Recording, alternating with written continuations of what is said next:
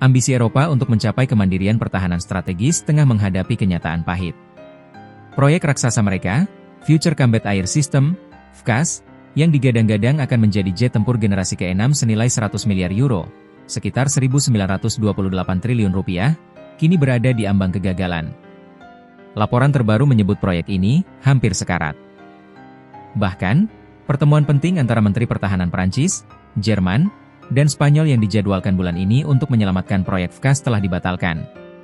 Keterlambatan, perselisihan industri, dan kini kekacauan politik di Prancis, membuat masa depan proyek ini sangat tidak pasti.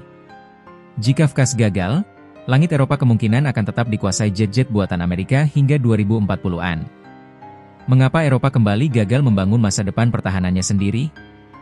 Mari kita bedah. Akar masalah, ketergantungan pada Amerika Serikat.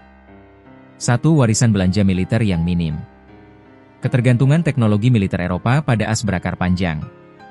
Setelah Perang Dingin berakhir, penurunan anggaran, belanja militer Eropa anjlok dari puncaknya 4% PDB pada 1962 menjadi hanya 1,3% pada 2015. Dampak, industri pertahanan Eropa melemah, dan riset teknologi tinggi di bidang seperti AI dan perangkat lunak pun terbengkalai. 2. Dominasi jet tempur F-35AS. Saat ini, AS menjadi mitra dagang senjata terbesar.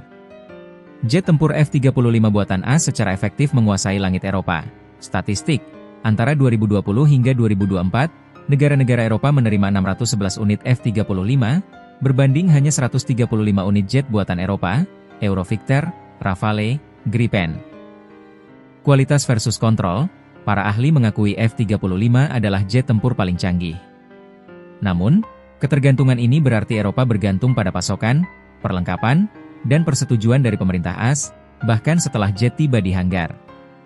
Jalan berliku proyek FCAS. 1. Perselisihan industri dan politik. FCAS diluncurkan untuk mengakhiri dominasi F-35, dipimpin oleh Prancis, Dassault Aviation, Jerman, dan Spanyol, Airbus. Namun, proyek ini terhambat oleh konflik internal. Perebutan kendali. Perselisihan utama terjadi antara Dassault Aviation dari Prancis dan Airbus, Jerman Spanyol, mengenai kendali desain jet utama. CEO Dassault bahkan sempat mengancam akan menyelesaikan proyek sendiri. Tidak ada kesepakatan dasar. Hingga 8 tahun berjalan, laporan menyebutkan karakteristik dasar pesawat seperti ukuran, jangkauan, dan biaya masih belum disepakati. Ancaman pembatalan. Pertemuan Menteri Pertahanan Prancis dan Jerman pada Juli berakhir tanpa kesepakatan, dan Kanselir Jerman Friedrich Merz memperingatkan bahwa jika kebuntuan berlanjut hingga akhir tahun, proyek 100 miliar euro itu bisa dibatalkan. 2. Kekacauan politik Perancis. Situasi semakin parah dengan krisis politik di Perancis. Menteri Pertahanan Sébastien Lecornu, yang baru diangkat menjadi Perdana Menteri, kini disibukkan membentuk pemerintahan baru yang tidak stabil, menambah ketidakpastian fatal bagi proyek tersebut. Jika FCAS gagal, masa depan pertahanan Eropa berada di persimpangan jalan. Opsi alternatif, Jerman kemungkinan akan beralih ke Swedia, pembuat Gripen, atau bergabung dengan program pesaing, Global Combat Air Program, GCAP, yang melibatkan Inggris, Italia, dan Jepang.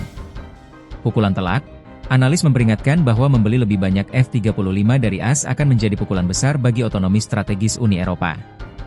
Realitasnya, tidak ada satupun negara Eropa yang mampu mengembangkan jet tempur generasi ke-6 sendirian, biayanya terlalu besar dan tantangan teknologinya terlalu rumit.